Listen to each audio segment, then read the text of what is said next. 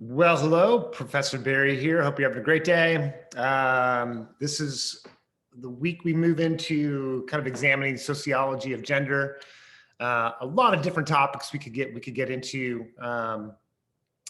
historical, contemporary. Kind of the goal here is to just provide some foundation, provide some conceptual framework, some theories, ideas, just to kind of start getting into kind of examining gender from a sociological perspective. So that's kind of our overall goal.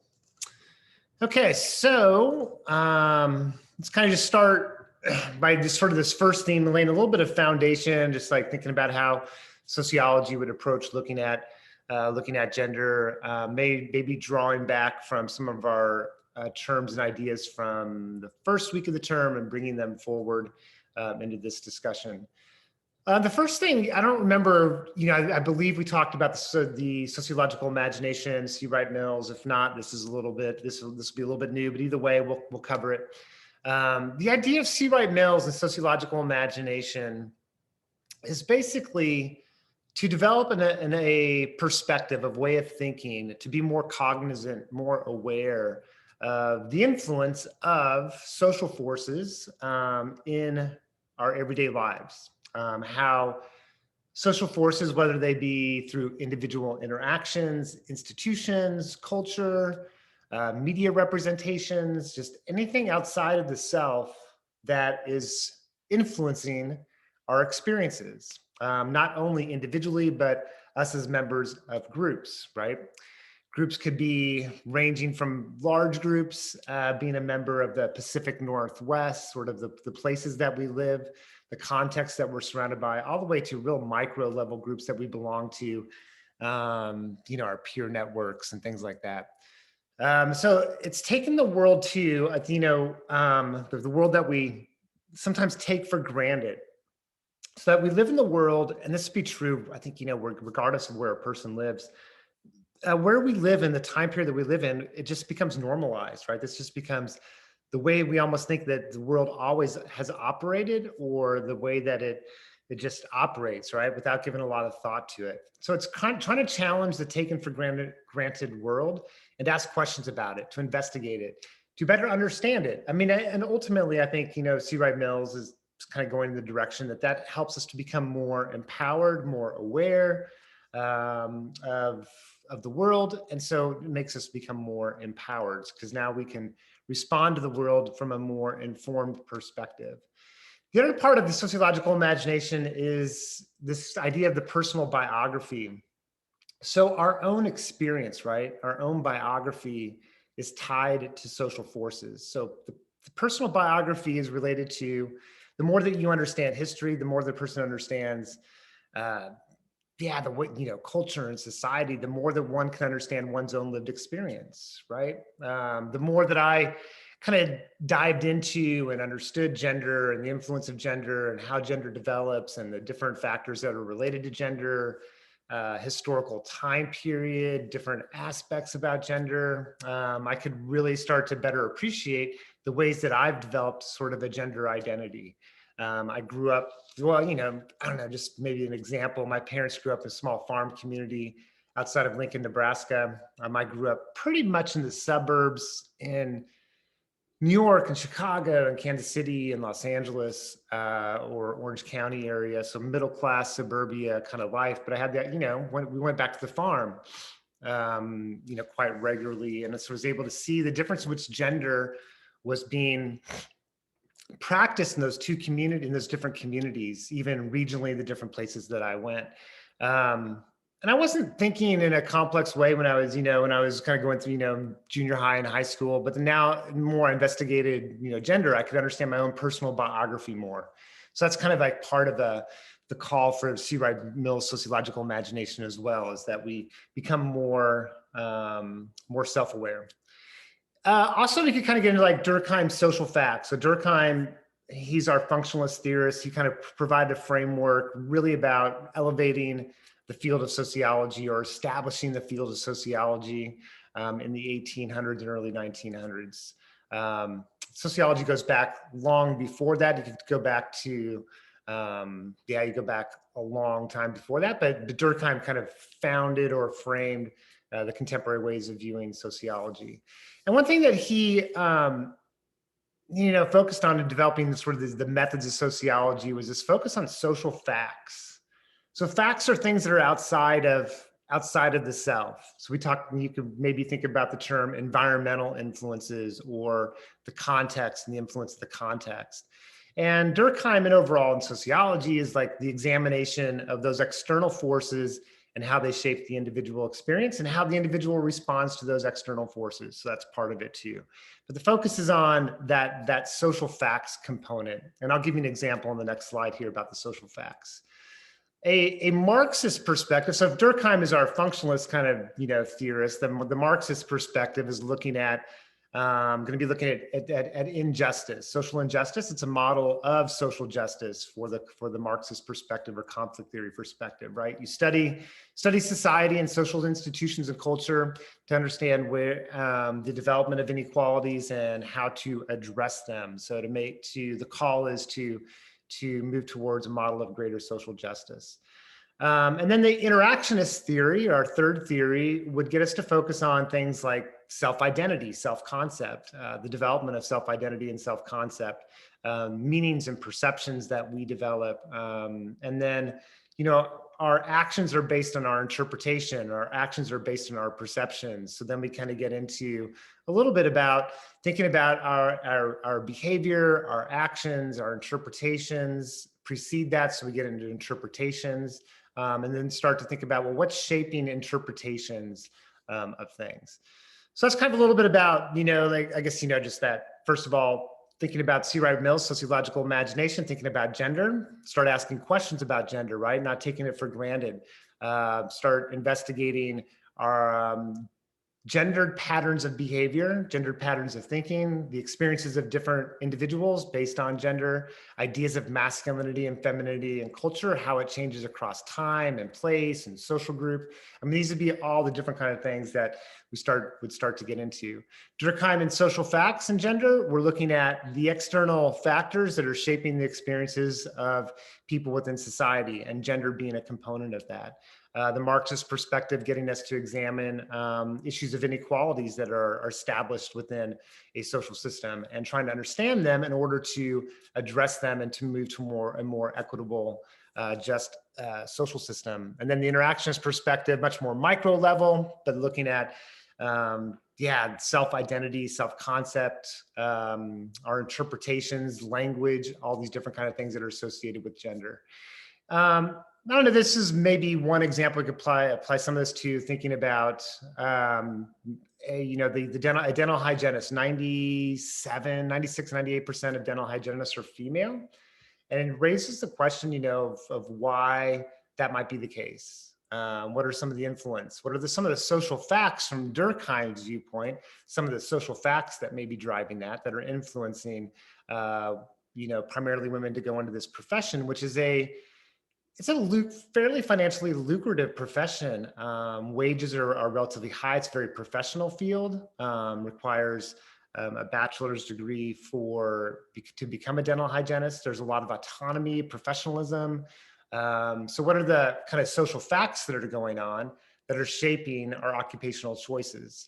From a Marxist perspective, we'd start looking at the inequalities. I mean, well, what are there inequalities that are generating or influencing women to go into this field versus going into becoming a dentist, which is even more lucrative? So we look at gender distribution of occupations and start asking questions about inequalities.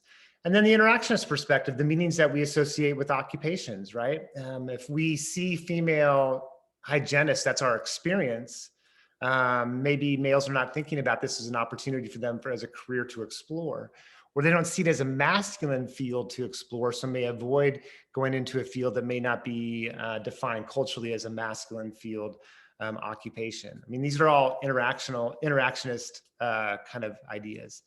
So I'll give you a couple more different examples we could look at. We look at social facts of eating disorders, right? And think about eating disorders are much more significant. The rates of eating disorders much more significant for females. Well, I think we can recognize that's culture and society, right? This idea of the ideal female body, the pressure to conform to that body, the consequences for not conforming to that body.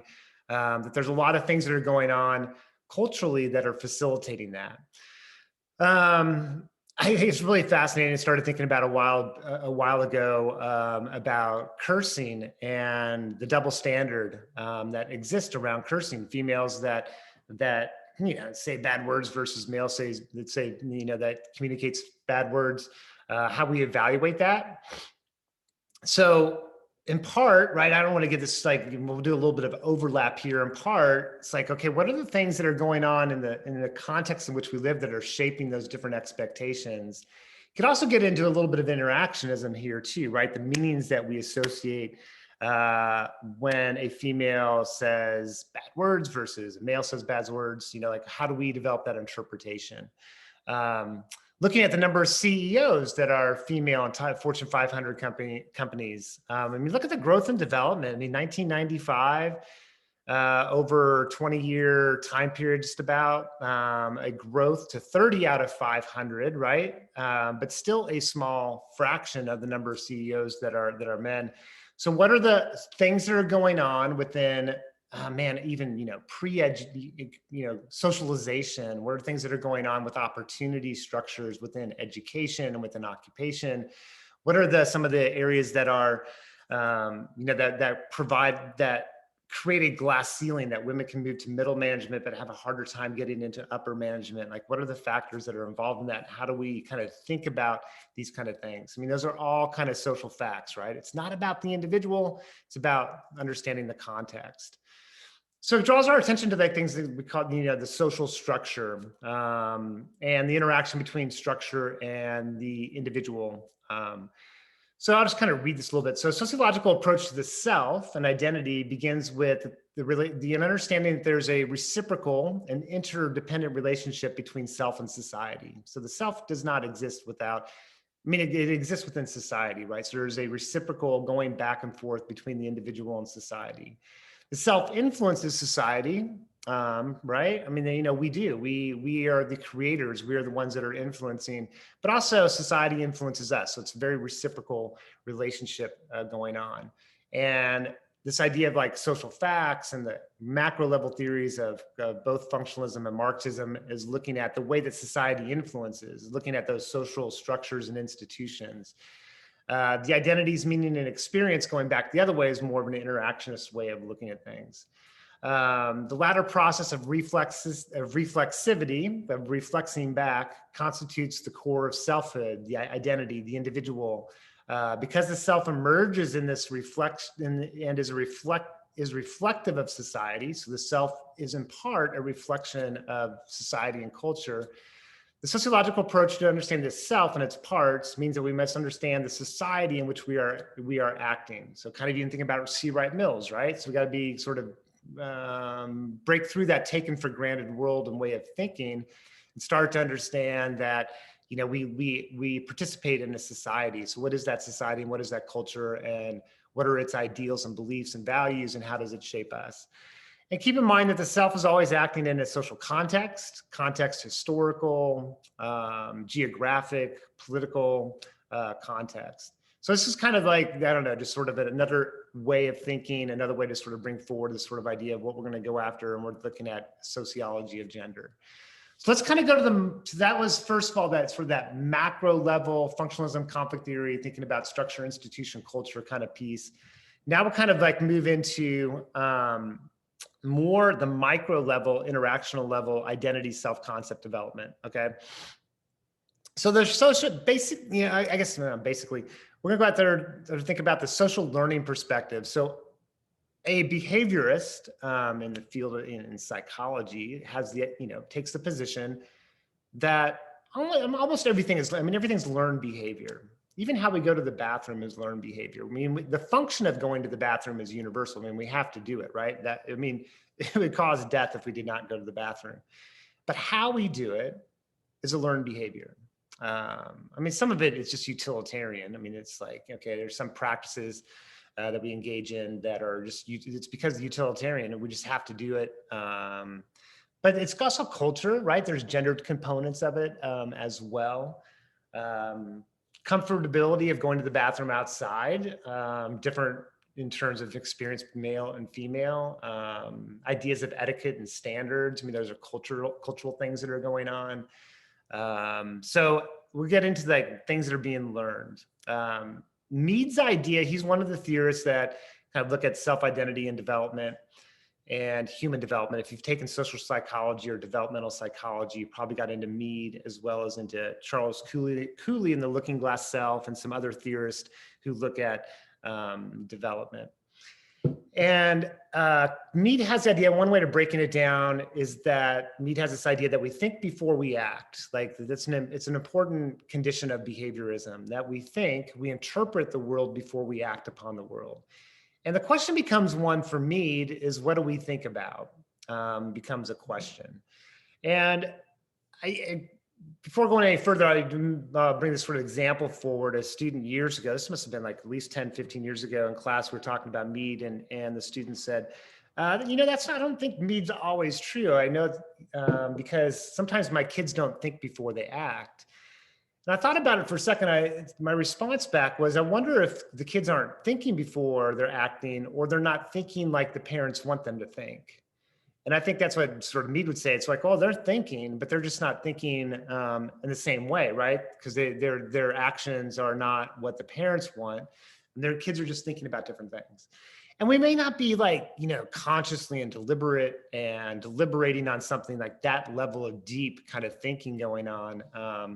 But there's thought going on as we're processing information. And what are we thinking about? From Mead's perspective, when especially, at earlier ages, we're taking the role of other and taking the role of specific other when we are younger. So when we're thinking about our behavior, we're forming and shaping our behavior. We're wondering, taking the role of a parent, a friend, a teacher, people that we know in the community, those are very specific individual others. And we take the role of the other, and we're imagining how that other would view our decision, our behavior. And again, kids are doing this, but they're not like sitting down, a piece of paper and a pencil or a piece of paper and a pencil and kind of going through, what are my thoughts? What is that person going to think? But Mead would argue there's something going on. There's an interplay going on. That this is an important part of forming our sense of self, is we imagine how other people are thinking about, in this case, very specific others. This society and the individual reciprocal relationship, right? So if we are looking at that specific other, my parent, my mother, my father, my brother, sister, other family members, and wondering, that specific other, how might they see that, or how might they think about that? What are their thoughts on that, their thoughts and values and beliefs? So think about that person that I'm like, that specific other is also a carrier of culture, right? So they're a carrier of culture. So I'm looking at gender and developing gendered practices. I'm learning that through observations of, let's as an example, growing up in a family where two individuals, one is more dominantly masculine, taking on masculine characteristics, and one more predominantly taking on feminine characteristics, let's say.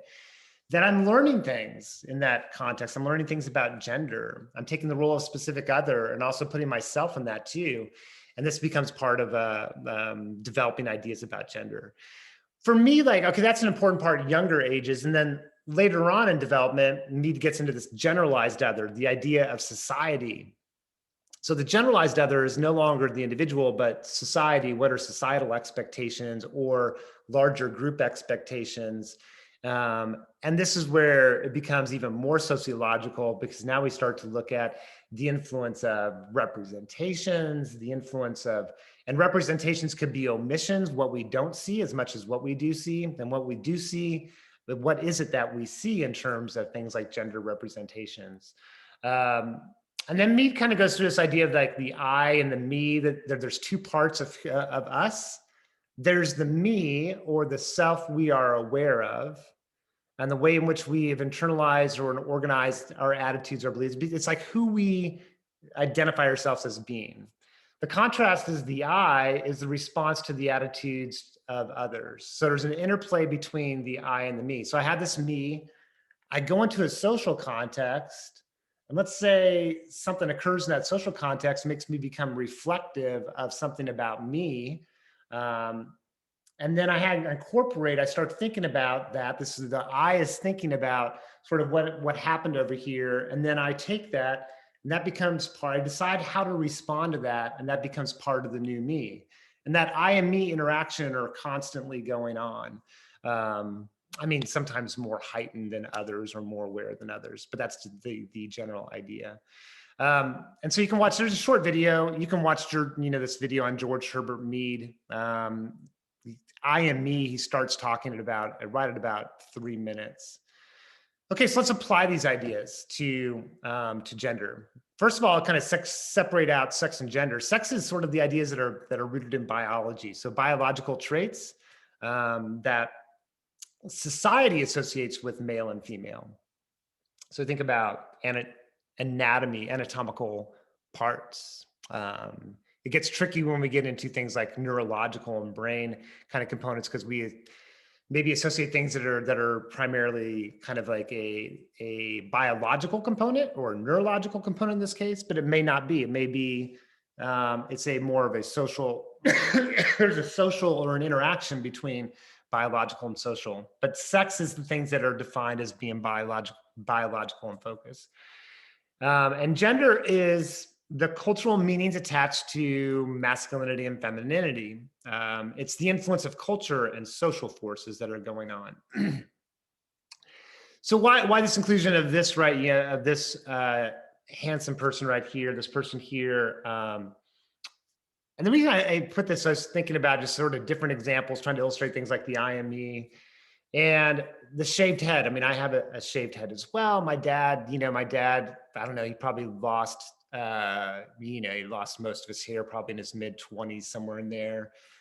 He always kind of, growing up, we had statues around every once in a while, like bald is beautiful. And, I think I picked up on some of that, growing up as a kid. And I used to have long hair. I started losing my hair when I was in my early mid-20s. And at 26, I think it was, I just fully shaved. I had a ponytail. I just shaved clean. I was like, okay, if I'm gonna be losing my hair, I'm just gonna let it all go, and just sort of have a shaved head. Well, there's a lot of stuff going on there, right? I mean, that's my decision, for sure, but what's influencing and what's shaping that decision in some sort of way? I don't know. Just sort of thinking about that as an example. Thinking about white teeth is really interesting to me. Thinking about parts of our body, about how with white teeth and the standards of beauty, how that's different for those standards of beauty, different for males and females. There's a gendered component to that. Our search engines are driven by algorithms, so I don't know what you would pull up if you type it in products straight white teeth or products white teeth, what you would get.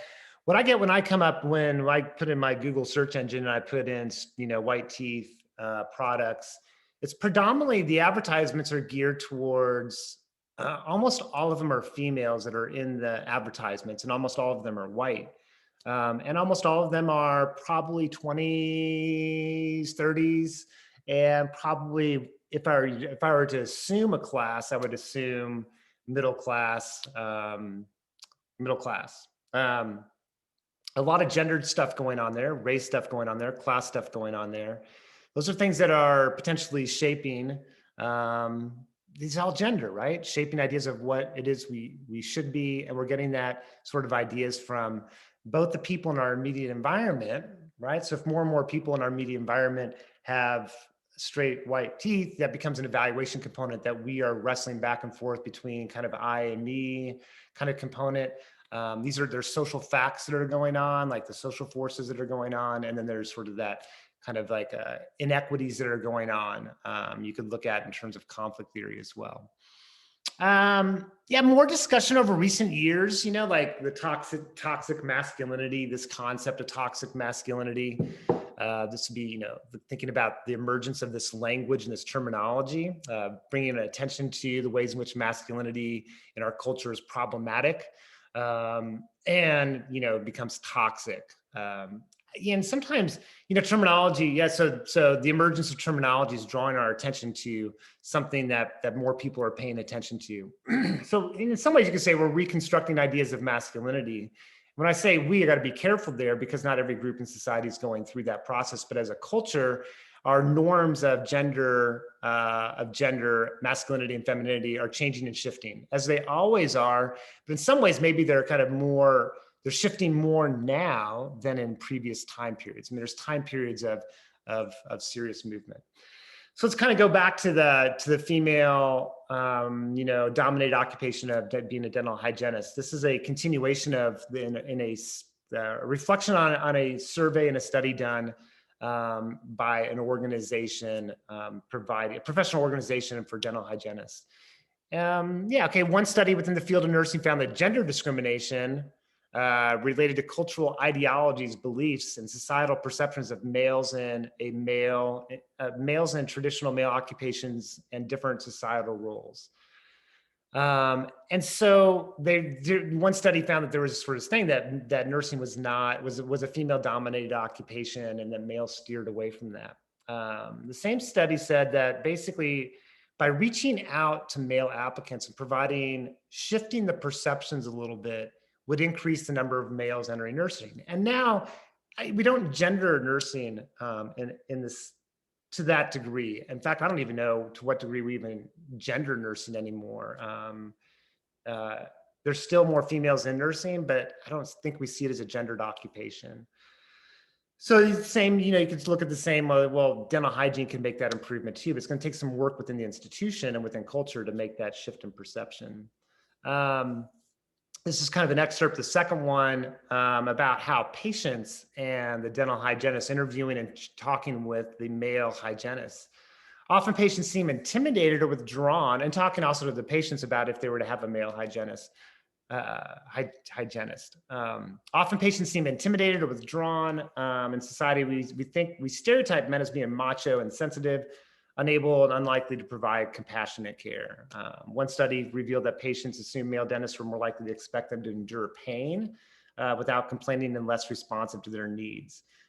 So patient beliefs, you know, are part of this, as well as the hygienists themselves. Thinking about imagining, right, like taking the role of other, or thinking about these ideas of social facts, things that are outside of ourselves, or thinking about that sort of Marxist perspective of maybe areas of discrimination and inequalities that exist. I think one powerful example, I mean, be this example of Teresa Alonso Leon to be the first Latina serving as a Oregon State representative, to be not only Latina, but also come a family of immigrants as well. And really powerful, right? So to be a young Latina and members of other groups as well, right? To see this leadership, to be in this prominent position. We see people being represented. Those representations can be really powerful because we can both imagine perhaps ourselves in those positions, as well as we give recognition to diverse gender representation and diverse race representation within positions of leadership. And these things become kind of potentially really powerful shapers, influencers of the ways that we think, with what we think is possible, and who we think is in terms of members of our community. All right, the third theme, let's kind of move off of Mead and now kind of go into Goffman, which provides Irving Goffman. He did a lot of work in the 1960s, 1970s, and he kind of got into this interactional perspective.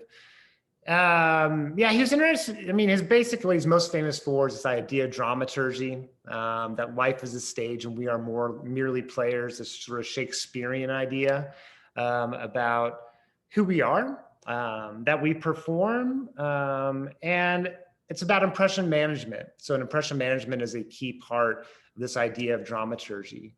We're trying to manage an impression. We're trying to manage an impression when we interact with others. It's part of what humans do. There's an interplay between the audience and the actor. So there's there's this interaction where the actor is given a performance or understands what the audience is wanting as a performance. Now, sometimes the actor just may violate that the performance, expectations. But there's interaction between the two. It comes through in terms of our, the script, the language that we use, the script that we're supposed to follow. So going to that idea of cursing, right? There's a script. What's appropriate, what's not appropriate. That's part of a script that we learn. There's costume, right? The dress, our appearance that we engage in terms of gendered performance, demeanor, posture, presentation of self. I mean, all those different kind of things that are going on there. And the idea is that, from Goffman, that gender is basically a performance. We do gender, right? So we demonstrate it, we perform gender. And, it's like we were on stage performing gendered expectations, how we sit. This is really kind of interesting, that males tend to occupy more physical space when sitting. You think about, just crossing legs and how people cross their legs, or what kind of body position people occupy. They're sitting in a room with a lot of different chairs, laid back, open legs, these kind of different kind of things, to what degree. There's a gendered component about that. And Goffman would kind of get us into start thinking about gender as a performance. And like with Mead, this isn't stuff that necessarily is consciously going on. It's like, oh, I'm going to decide to sit this way because this is what I'm trying to represent certain ideas about gender. I mean, I don't think we go through that process and thinking at that level. It's something that we are mirroring, that we've picked up upon, and we're just responding to kind of those cues within our environment. Impression management. We're trying to manage an impression. Goffman gets into this idea of the front stage, the backstage, off stage. So when we're in front stage, we're with the audience. So we're giving that performance. But then we get backstage, we're getting ready for the performance. So we're starting to before we, I used to use in my 201 class, use the idea of an interview, right? You go to an interview. You're backstage, you're getting ready for the interview. You're thinking about the questions, you're thinking about your demeanor. How should I respond to that? What should I wear? All those different things. And then off stage is where you're not even thinking about the performance at all. And the idea of Goffman is there's an interaction between the actor and the audience. Advertising, you can kind of see a lot of stuff that's dramaturgical, right? The roles that males and females are in advertising, specifically particularly in certain kinds of advertisements, fashion, cologne, perfume, alcohol ads. Really, these sort of gender stereotypes are really powerful, these dominant tropes of gender representation. This is like an image from the 1970s in Legos. There's a lot more in the 1970s in advertising was more gender nuanced, gender neutral. Girls playing with toys that we would associate more associated with males today, and vice versa. Males, engaging in play with things that we'd associate as a culture with more female-dominated things. These images become a way of learning. What is our script? What is our script? What are the expectations that go along with being male and female? Representations become really important in terms of what we see. There's a lot of interesting academic work on looking at female athletes, and because it provides a sort of interesting examination of competition and athleticism in sports. There's a lot of masculine components to that kind of stuff, right? Domination, strength, endurance, competition. And women are in this position of trying to navigate being strong in terms of an athlete, being competitive, but maintaining ideas of femininity at the same time. So there's been a lot of work of that, but also recognizing too, but man, that world is changing. Women, female athletes dominating so many different fields. Things like the U.S. hockey team winning the gold, just one example of many. So that world is changing. Culture is dynamic. But at the same time, we just got this really weird world where we have in some areas, life is changing in powerful ways, much more empowering and liberating and less restrictive in terms of some of the more, previous ways of thinking about gender. But we're still caught in some old sort of ideas.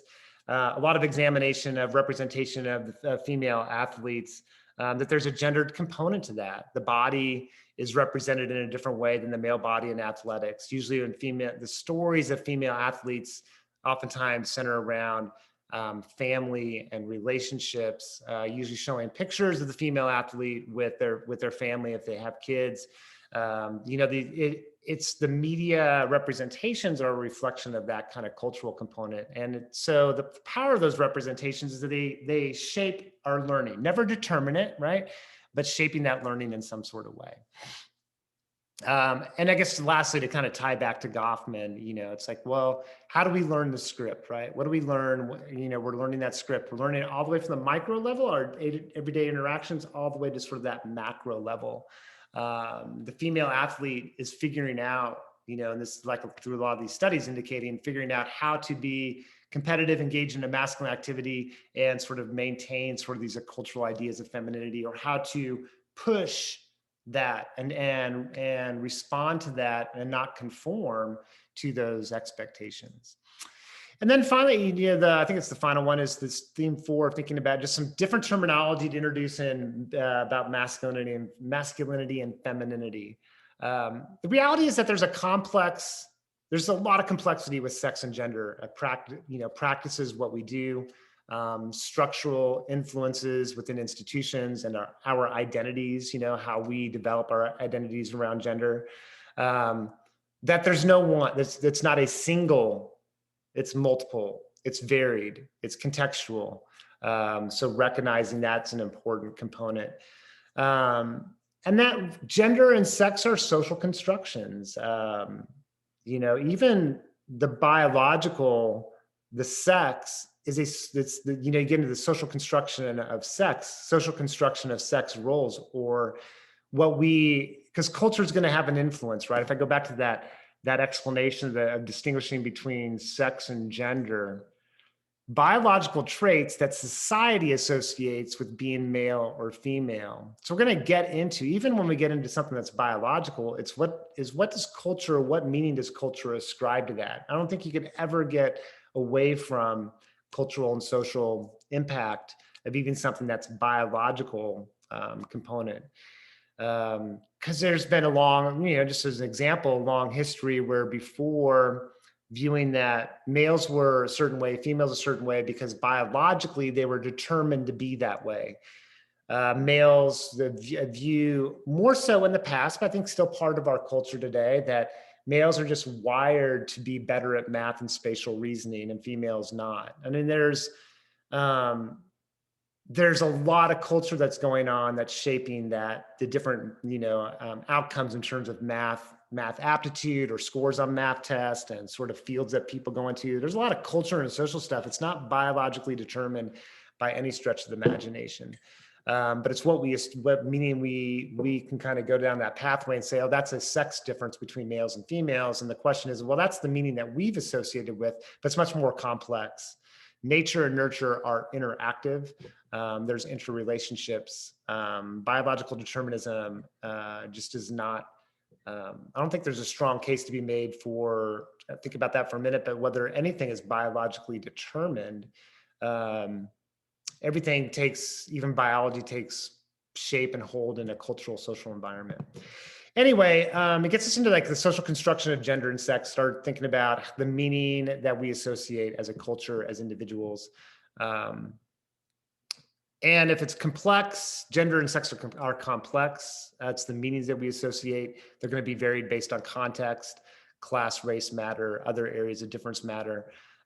So we can move away from thinking about masculinity and femininity and move into thinking about masculinities and femininities, to understand that masculinity is something that is shaped by intersectional things, right? Race, by class, regional differences, occupational differences. There's a lot of different things that are shaping that. So it's more appropriate to talk about masculinities and femininities to realize that there's not only one way, right? That there's all these other factors that are going on there. I thought this is kind of interesting. You could look at geography of gender, and these are all interrelated. So it's not that they're independent of one another. They're crossing over. But our local, interactions, people in our day-to-day life, right? Our local community, that's like level one geography in terms of learning about gender or where gender is performed, or idea where gender operates.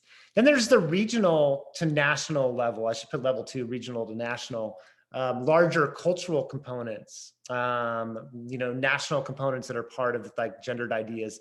And then getting into like global kind of things like the globalization of gender, ideas from kind of the developed world, from Western nations, cultures being diffused. So mass media outlets, corporations, bringing our advertising and marketing around the world, shaping the ways in which different people are thinking about gender around the world. I mean, we live in a society where we're increasingly connected, and we're sharing culture across boundaries where we didn't before, and it's having an impact in terms of ways people are thinking about gender. This term we'll talk more about in class. It's a really powerful term. It's called hegemonic masculinity. So we'll talk a little bit about it today, or I will here, and then we'll just kind of flesh it out in class a little bit more. Hegemony is domination by consent, is kind of how you would define it. It's a term that originates from Antonio Gramsci. Gramsci was a Marxist who lived during the time period of fascist rule in Italy, in the 1900s, during the time period of the rise of fascism and totalitarian regimes in Europe. So during the time period of Hitler, that time period, and a lot of that fascist stuff was going on in European countries. So he lived in Italy. He's very critical of Mussolini, and he was incarcerated. And while he was in prison, he wrote his famous The Prison Notebooks. And he defines this term hegemony. And the idea of hegemony is that to control a population or a group of people, its more powerful instrument of control is controlling beliefs, controlling ideology, controlling people through a strong state apparatus, so strong military or coercive forces, that have a formal coercive element. So the military, law enforcement institutions, like those are incomplete, not very. They're not as powerful as a force of control as getting people to agree to something that's against their own interest, basically. That the domination that we experience is that we agree to it to some level, and then we reinforce it in an everyday kind of life kind of thing. Hegemony did not mean violence, although it could be supported by force. It meant ascendancy, one group achieving greater power and influence through shaping culture, institution, persuading. And this will make more sense as we provide maybe some different examples of this about domination in this sort of way, about how it works and operates and how it's maintained, and it's maintained by us. So I like to think about, one way of thinking about this in my pop culture class talk about is that like the Marxist arrow, you're looking at Marxism, and the arrow of power goes from like the power is here in the dominant group, and the dominant group controls the bottom. And Gramsci's viewpoint, it's much more interactive, that it's actually the bottom is being conditioned. And in some ways you could fault hegemony or Gramsci for not giving individual actors agency, that viewing that basically the actors are being co-opted, coerced, persuaded, and they're not being good critical thinkers, and they're just kind of, they get on board with it, and they're reinforcing these inequities that are going on. And again, I'll give you a few different examples here in a minute that'll maybe make that more clear. But the basic idea is that we participate in it, we reinforce it, we do things and engage in things that may be against the interest of our group or us as individuals. We could tie this to masculinity. So there's the dominant ideals of masculinity in society, that masculinity is something that's learned. Masculinity is a reflection of culture. We reinforce masculinity and ideals of masculinity. And these ideals that are being reinforced also kind of reinforce ideas of femininity at the same time. So part of gender socialization, if you go back to like that CEOs, number of CEOs in the United States, it's shifted, right? Culture has moved, but there's still some things. I mean, it's still 30, around 30 out of 500 is relatively small. Not what you'd expect when we live in a world where half of the world or half of the United States is female, approximately, and half male. So how do you explain that? Well, part of it could be gender socialization. So what are we learning during gender socialization that may be reinforcing that outcome later on in life? And a hegemonic view is that what we're learning are, for males, learning certain characteristics and demeanor and practices that put one in a position, enable one to be in a position of more authority, of more economic rewards later on in life, right?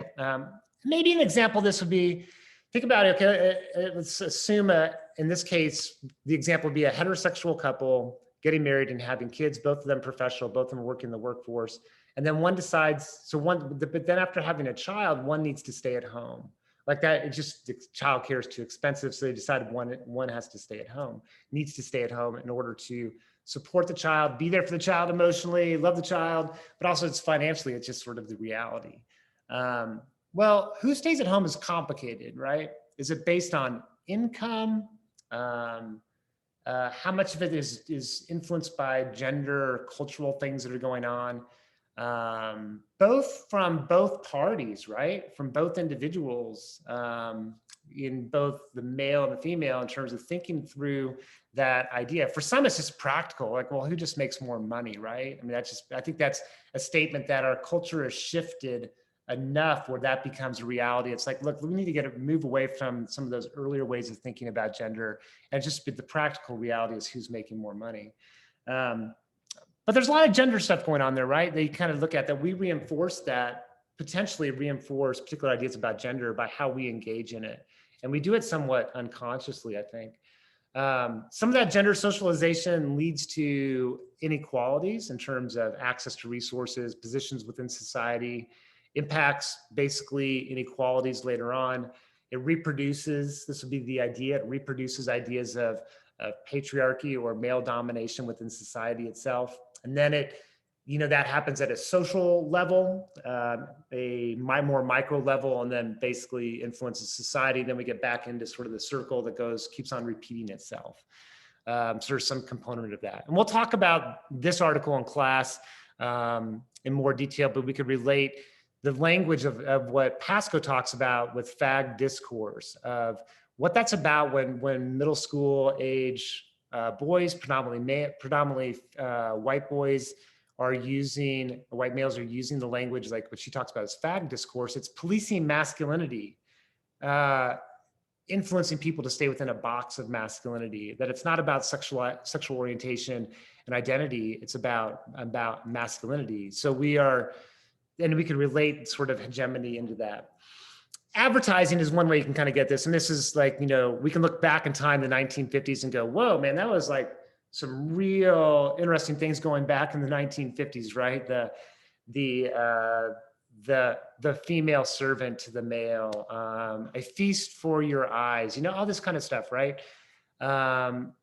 And looking for more diverse racial representation of some of these, these kind of ideas. And one of them that kind of came across looking at Colgate, and it's these middle class ideals that are still trapped, even though it's more there's racial people of color are being represented in these advertisements. There's still this sort of ideas of masculinity, that get carried forward, ideas of class that get carried forward.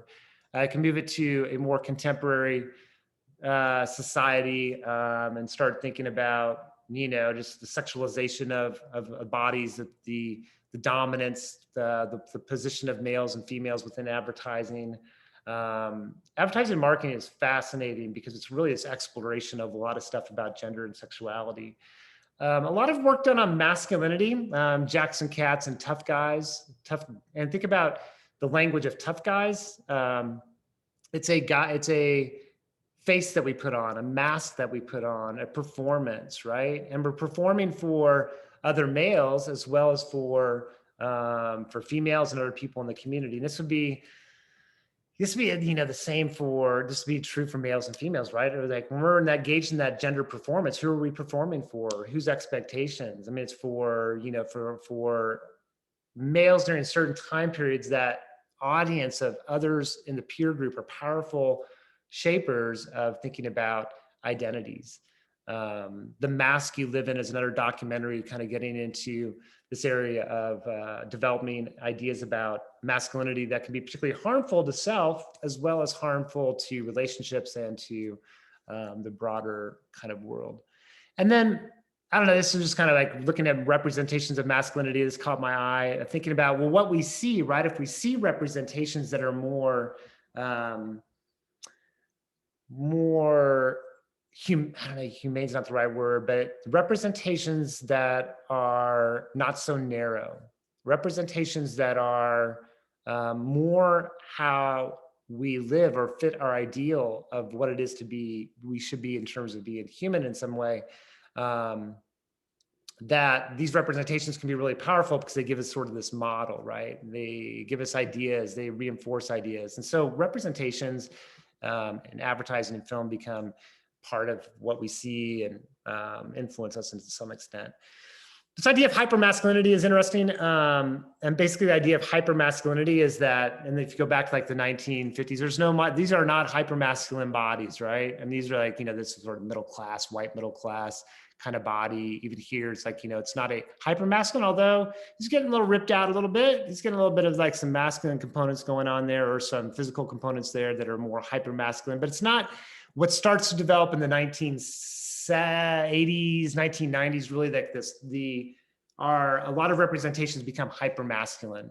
Rambo, First Blood 1, I think there's 1, 2, 3, 4, I don't know how many First Bloods there have been, kind of mark this movement towards the hypermasculine representations, where Superman, if you were to look back on Superman before, Superman is more of a normal individual in terms of body and physique, and it becomes hypermasculine. The Incredible Hulk is probably the most dramatic transformation, where a TV show in the 1970s was based on Lou Ferrigno, who was actually a bodybuilder in real life, and he played the character of the Incredible Hulk in the TV show.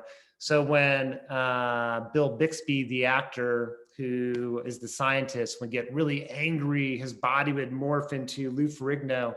But Lou Ferrigno was a actual real person, right? So yeah, he's masculine and dominating, but he wasn't hypermasculine quite yet. And it's this hypermasculine stuff that's really physical domination that we start to see. You look at images of Incredible Hulk today, and it's like, whoa, man, it's like crazy how big he is in so many different ways. Well, how do you explain it, right? And this is what we in social, I mean, this is what, if you're an investigator in the social world, you're fascinated with, like, well, something's changing, like why? Like, why does it change? And there's a lot of reasons. Some of it could be technology, the ability for technology to do this stuff, but some of that technology existed before. I mean, you could have hyper-masculinized bodies before in different ways with the technology that existed. So I don't think technology is a good argument. I think what the general understanding or viewpoint among most social scientists today is that the hypermasculine ideal emerges in the 1970s, 1980s, really. The context is following the feminist movement, the gay rights movement, movements that challenged, and racial movements, so civil rights movement. Also time period of economic downturn, so the struggles in the working class become more pervasive. We start to lose manufacturing jobs start to go overseas. We start to engage in a new economy that's a service-oriented economy. So manufacturing jobs, more masculine-based, service jobs lose some of that masculine kind of focus. So, all those elements lead to a kind of a crisis in the patriarchy, a crisis in masculinity. And it's like a lot of anomie, a lot of change going on, right? And the challenge to masculinity, how to assert power is through representations of the body. So it's like this male body becomes hypermasculine in response to that, to try to claim a space of domination in a time period, in a context around which some of that is being perceived as being lost, and really is being lost. Privilege or whatever it may be in challenge during that time period. In some ways you could talk about, there's some controversy or a lot of debate in sociology and other areas about whether or not hegemonic femininity can actually exist. Because usually hegemony is attached to the dominant group. Um, but regardless, I won't get into that debate, but you think about it, the other term is emphasize femininity as a component. Like these are interactive ideas of masculinities and femininities are interactive, that they are in relationship to one another, right? So that the masculine ideal can be there because of the feminine ideal and vice versa. So there's a relationship between the two. One is established because of the other. I don't know, just kind of different. I just find it's interesting. The best butt, like things like this, the female body, right? And the depictions of the female body, marketing and advertising again, focus on looks, focus on bodies. The sexiest eye makeup. I mean, it's just eye makeup, the sexiest eye makeup. So it's this sort of sexualization. And this is really powerful. This is Dove campaign. And like, the race components here are really powerful before and then sort of lighter skin after. So gender components also kind of intersecting with race components as well. And then finally, we can bring in our 3 realms into this stuff and start to look at, and maybe you kind of picked up on it or thought about it throughout the presentation, and thinking about all the way from our identities, the micro level, our everyday interactions, that kind of need kind of stuff, dramaturgy, the micro level, but the micro level is interrelated to the macro level, right? So social cultural forces are shaping institutions, shaping society. We participate in those institutions. So we, develop ideas that are kind of impacted by that, we look at intersecting oppressions, thinking about masculinities and femininities, race, class matter, sexual orientation matters, gender identity matters. So it's not just one, but it's much more complex.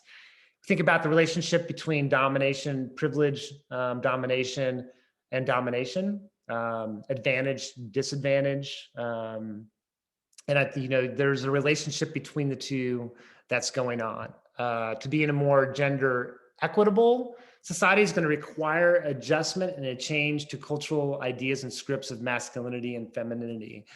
You look like a country such as Sweden, for example. I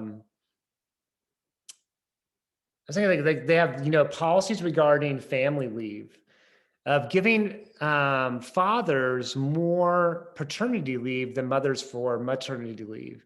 And what they're trying to do is encourage more participation of more males in sort of the childcare, in childcare responsibilities. They're more gender equitable than we are in the United States, and the government there is trying to encourage even more and more. So trying to move that needle to be more gender equitable. Think about how challenging that is, right? Gender is so institutionalized and cultural within our culture that to change that to more gender neutral, equitable is a real challenge.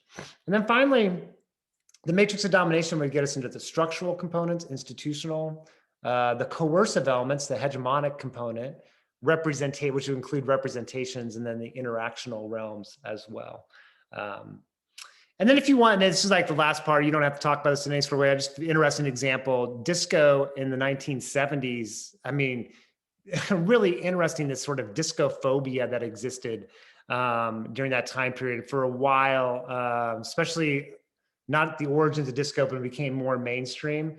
There was a response. There was a backlash to disco because disco challenged dominant, hegemonic, masculine ideals. There was Studio 54, which was a place that a lot of this, disco and new forms of music and culture were coming out of.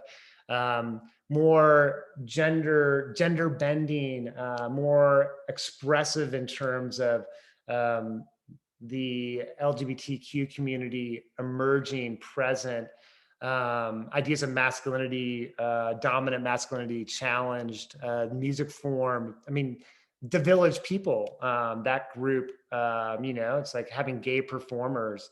And there was a backlash against disco. And a lot of this stuff was hit up against kind of certain cultural ideals about masculinity.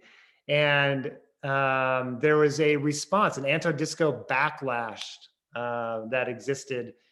Primarily white male middle class audience wanted to reassert their masculinity within these heterosexual spaces. And there was actually in Chicago, White Sox Stadium, I think it was a doubleheader with the Detroit Tigers. There's Rick, it wasn't Rick Steves, what was his name? The DJ for The Loop, who became nationally kind of well known or known across the nation. He started this campaign of Kill Disco, Disco Sucks, the Disco Sucks campaign.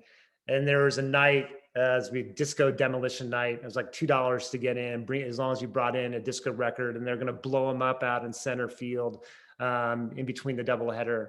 I mean, it's just super fascinating stuff, of culture changing and shifting and different responses, those cultures changing and shifting, right? The Bee Gees, and then we get heavy metal afterwards. It's like some people, and then, well, this is the Rolling Stones, but rock and the reemergence of rock, and then heavy metal. The S Festival is like this new festival in California.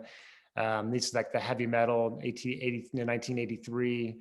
The emergence of this response from different rock forms, in part response to disco kind of phobia stuff going on. And then kind of like there's response. Anita, what was Anita's last name? Anita Baker.